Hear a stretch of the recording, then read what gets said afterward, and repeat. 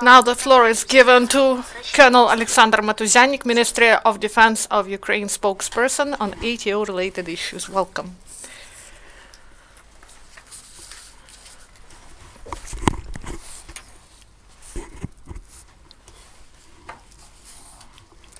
Good afternoon, everyone. Now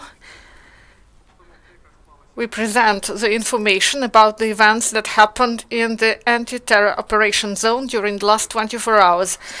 So yesterday, Russian occupation forces continued to openly use weaponry that is banned by the Minsk agreements against positions of ATO forces. The Lugansk sector militant groups delivered 18 precision shellings of positions of Ukrainian forces.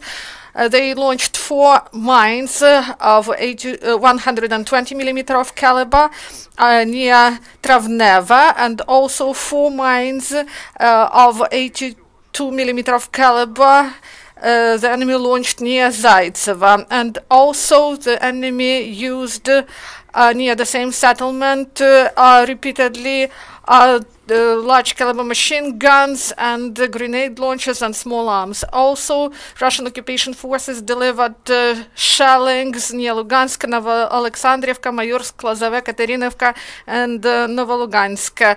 The enemy used weaponry of IFV in the region of Popasna against Ukrainian positions, and in the prevailing majority of enemy shellings, Ukrainian forces returned fire with weapons that are not banned by the Minsk agreements. In the Primorsk sector, there were 6 precision shellings delivered by the enemy at our positions. The enemy used mortars of 120 and 82 millimeter of caliber near Pisky and launched on the whole 8 mines. Also, our positions near Shirokina and Vodyane came under fire of 82 millimeter mortars, and on the whole the enemy launched at our defenders 7 mines near Vodyane, also used weaponry of IFVs.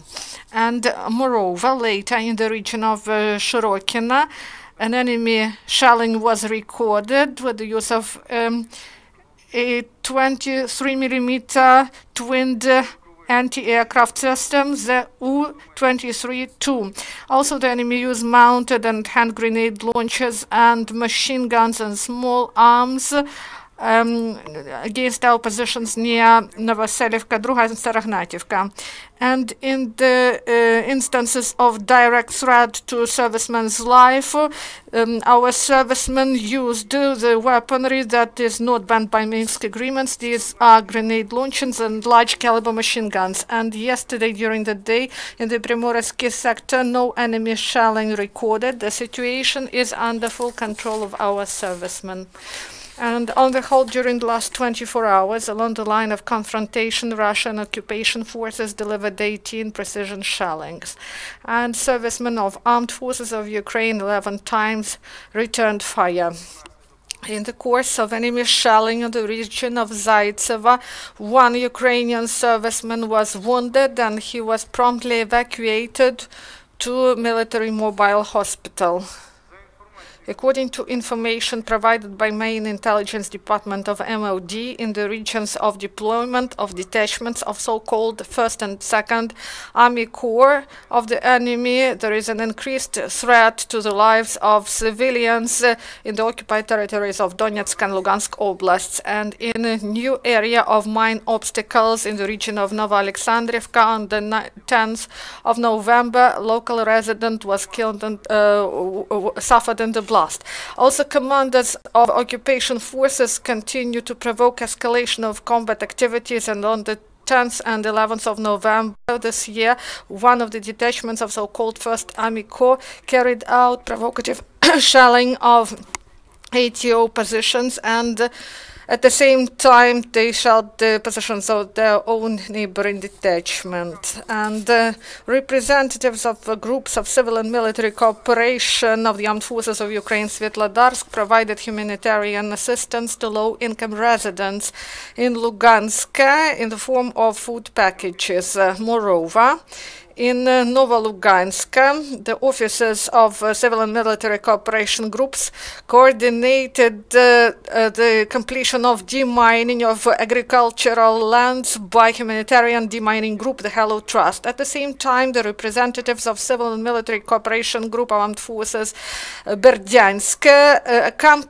met and accompanied at the checkpoint oversized equipment to transport construction materials, including 2,000 bricks, to Berdyansk to restore the house of local resident. And in Lebedinsk, the officers of the same group discussed with the heads of village administrations and local residents a way how to solve pressing issues.